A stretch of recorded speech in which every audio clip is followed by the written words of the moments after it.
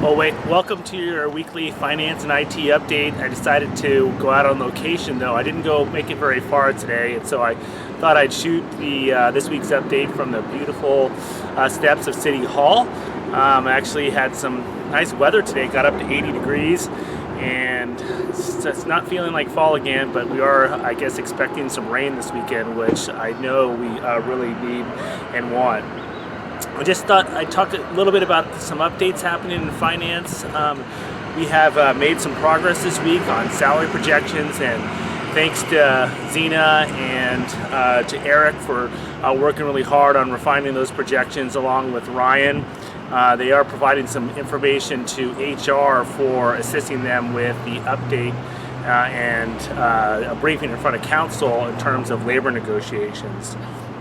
We had a big week earlier on Monday and Tuesday with GFOA here for a couple of days, and I got some feedback from Greg and a lot of people in the department that the interview sessions were outstanding, that you delved into a lot of the systems and structures and some of the policies which really are impediments to us providing the level of service we want for the community and for each other. And I think there were certainly some exciting things that were revealed in those interviews.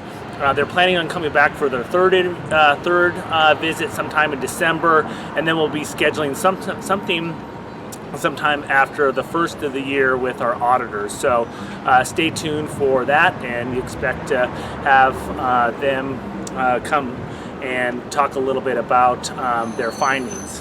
I think I mentioned a couple other folks that they're going to be speaking to are our auditors. I think they've got some insight into some areas where we could ultimately improve the way we do some of the accounting and particularly some of the reporting requirements. A little bit else what's going on is the transition team met this last week. We focused in on kind of the healthy piece of our work, and we have a work program and proposal from Dale McGee, who's has done a lot of work with the department head team and other city departments on improving our focus and clarity on what we want to do for each other in the services we provide. And so you'll see a couple exercises in the department head meetings this next month. We're actually be trying to move off-site and have those meetings. So I think next Tuesday you probably got an updated appointment time from Michelle, moving that time to about an hour and a half so that we can do an off-site exercise. So I'm looking forward to that session with Dale, and I think it'll be the first of many as we kind of delve into how do we build the team and how do we build the trust and how do we effectively move forward as a team addressing a lot of the challenges that we have ahead. Marjorie and I conducted the second round of interviews with accountants this last week, and we have two potential candidates that we're interviewing.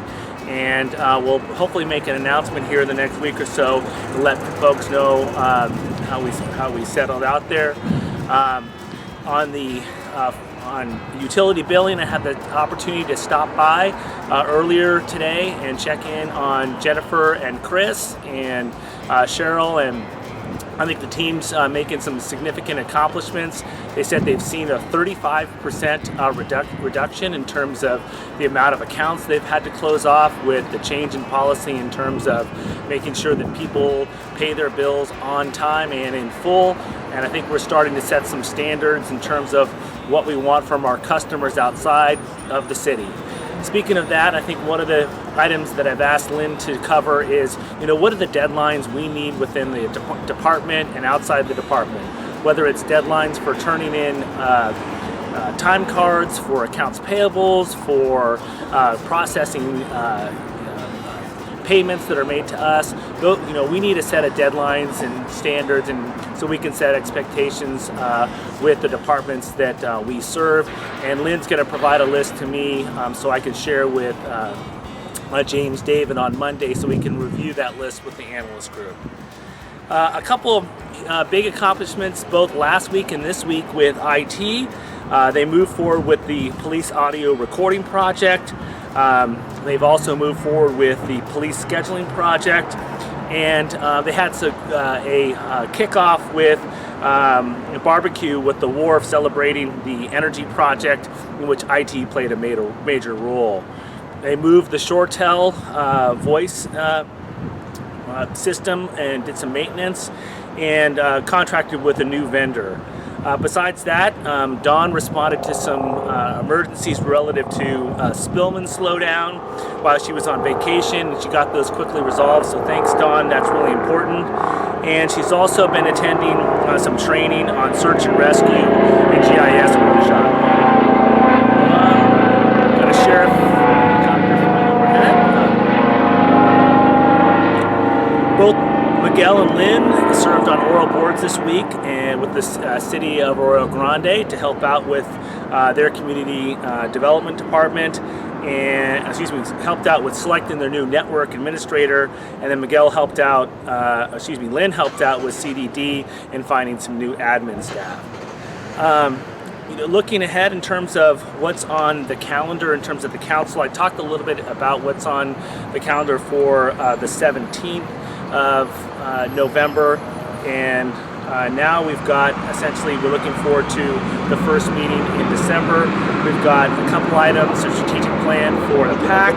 We've got subcommittee assignments. We've got a couple little RFPs, one for a remodel of Fire Station 2, some playground equipment retrofit at Sinsheimer Park, and then a pretty significant item will be coming forward with CDD and a lot of the departments are working on, which is notification standards in terms of how do we notify the community when significant projects are moving forward.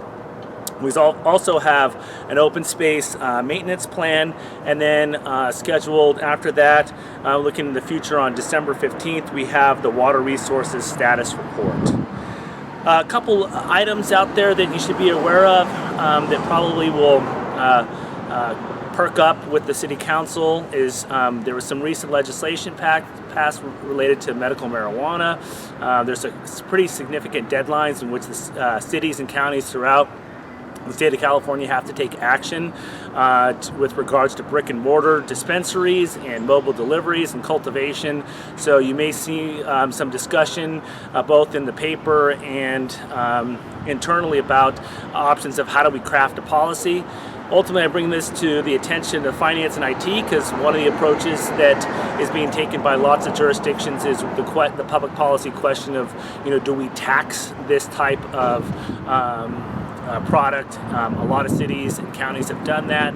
This will ultimately be a public policy question that the council will have to wrestle with.